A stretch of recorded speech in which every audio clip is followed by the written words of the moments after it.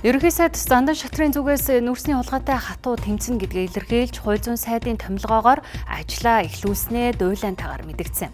Гэвч Монгол Ардын номын бүлэглэлүүд эвлэрч намын дарга сонгосноос хойш ерөнхий сайдын хулгайтай тэмцэх хатуу байр суурь нь эрх мэдлийн төлөөх хоос үг байсан уу гэж сүр хүчний гишүүд шүүмжилж байна. Түүнчлэн хариуцлага алдсан албан тушаалтнуудыг солих нь хулгайтай тэмцэхээсээ илүүтэй Монгол Ардын нам албан тушаалын сэлгээ хийсэн гэж ардчилсан намын гишүүд үзэж байна. Өнөөдөр Монголын асуудал, Монголын төр өөрөө болсон байна. Улсын хурлын дараагасан амар ойсгалан администрал компанитай холбоотой хэмээн мэдэгдэж байсан бол өнөөдөр амар ойсгалантай холбоотой хэрэг ямар шатнд яваа нь тодорхойгүй хэвээр байна.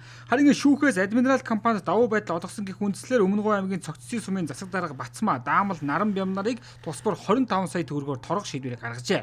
Тэгвэл хэдийн их найдаар хэмжигдэх авилга хулгайтай тэмцэж байгаа засгийн газрын тэмцэл нь өндөр албан тушаалтнуудтай бус сумын төвшөнд хэдэн албан тушаалтнуудад торгох ял оногдуулаад өнгөрөх хоосон хийрхэл болоод дамжихгүй гэдэг болгоомжлол зүйсээр үүсэж байна. Хулгайтай тэмцэх ажил маань юу болсон? Инхээр сайд хоёрын явц нь ямар болж байна? За хулгайтай тэмцэх ажил үргэлжилж байгаа. Хууль хяналтын байгууллагууд ажиллаа хийж байгаа.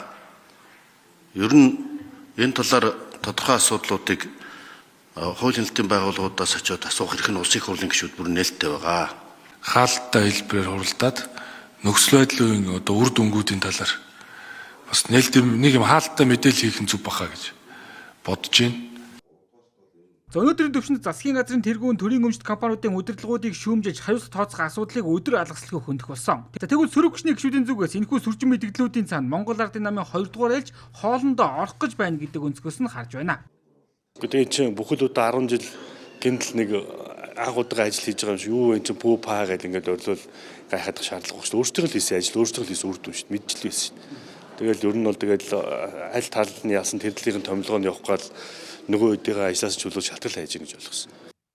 За ерөнхий сайд Зандан шатрын хувьд 2027 онд ерөнхийлөгчийн сонгуульд нэр дэвшин гих таамаглал бий. Энэ үнэн бол ирээдүйн нүүдлээ харж авилга хулгайтай хийх тэмцлээ бодиттой үр дүнд хүргэх нь түүний ажлыг хэмжих гол шалгуур болоод байна.